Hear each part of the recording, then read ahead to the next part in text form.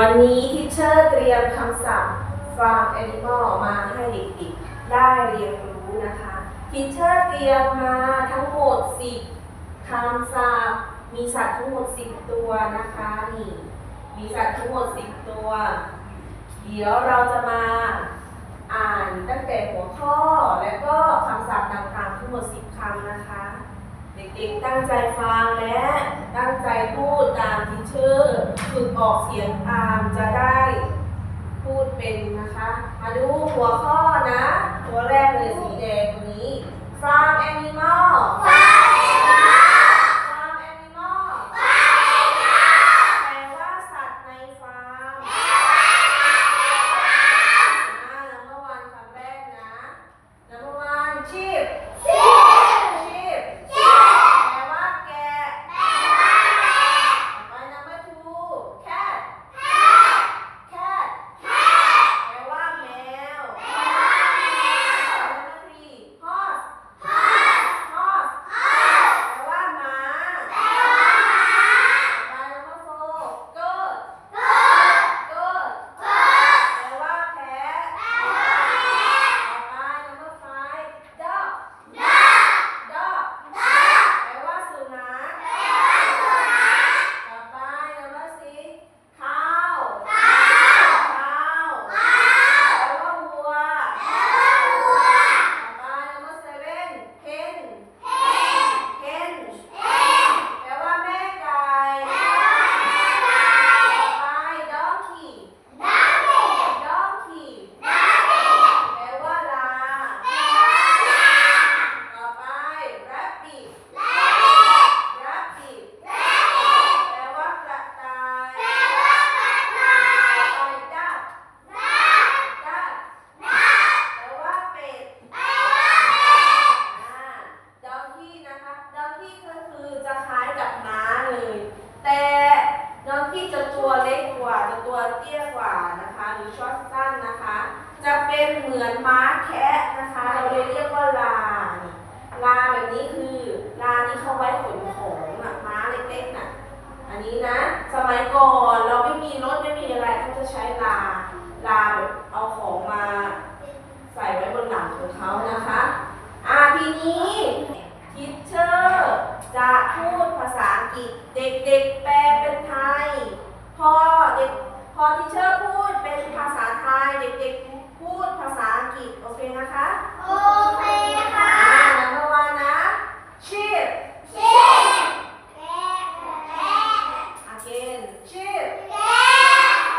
cat horse goat dog cow hen donkey rabbit duck ทีนี้ทิเชอร์จะพูดภาษาไทยเด็กๆพูดภาษาอังกฤษนะแกะพร้อมกันแกะแมว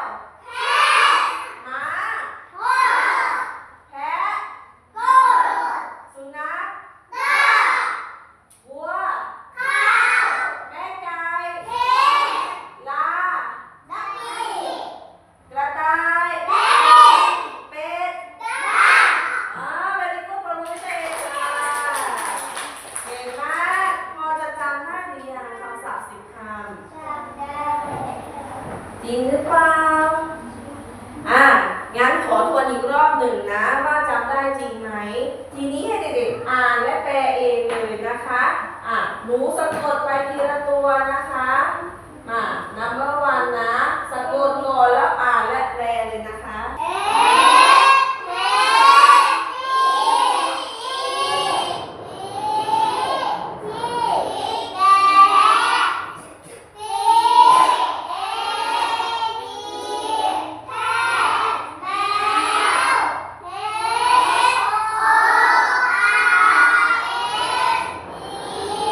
Oh,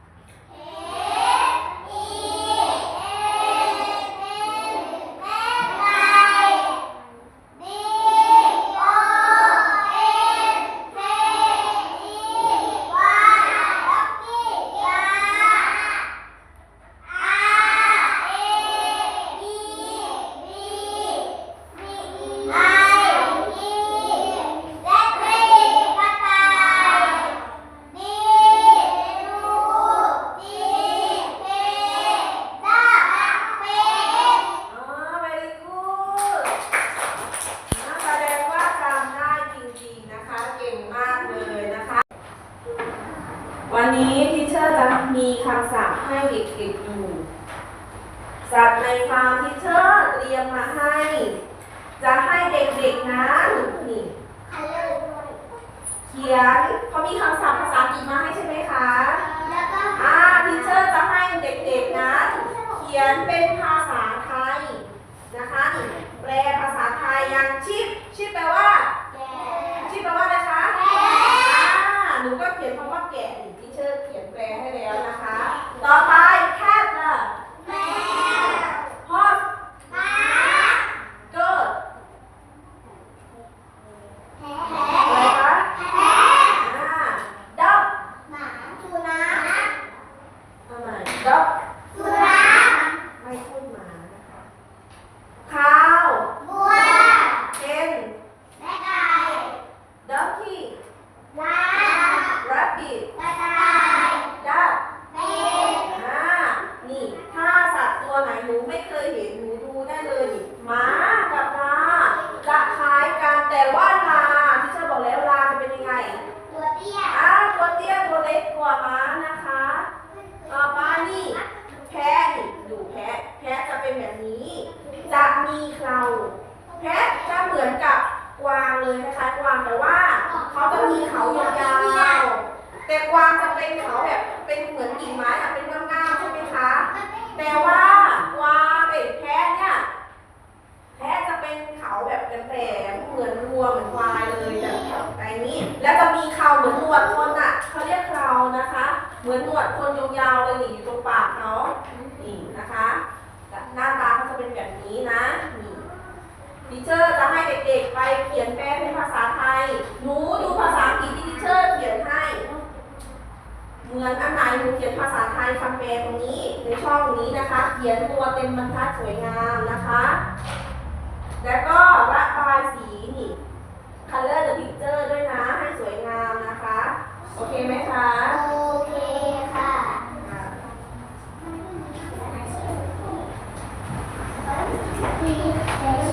เมื่อระบายสีเสร็จนะทีเชอร์จะให้เด็กๆนั้นตัดใช้กรรไกรตัดแล้วเป็นคำศัพท์อีกตัดเสร็จเขาจะมาแปะดาวตรงนี้เราก็จะได้คำศัพท์ยาวๆเป็นคำศัพท์หมวดสัตว์มาแขวนเอาไว้นะคะไว้ให้เด็กๆดูจะได้รู้ว่าคำศัพท์นั้นเป็นยังไงโอเคไหมโอเคนะคะเขียนภาษาไทยระบายสีแล้วก็ตัดนะคะแล้วก็ตัดเสร็จก็ติดกาวโอเคนะคะโอเคค่ะ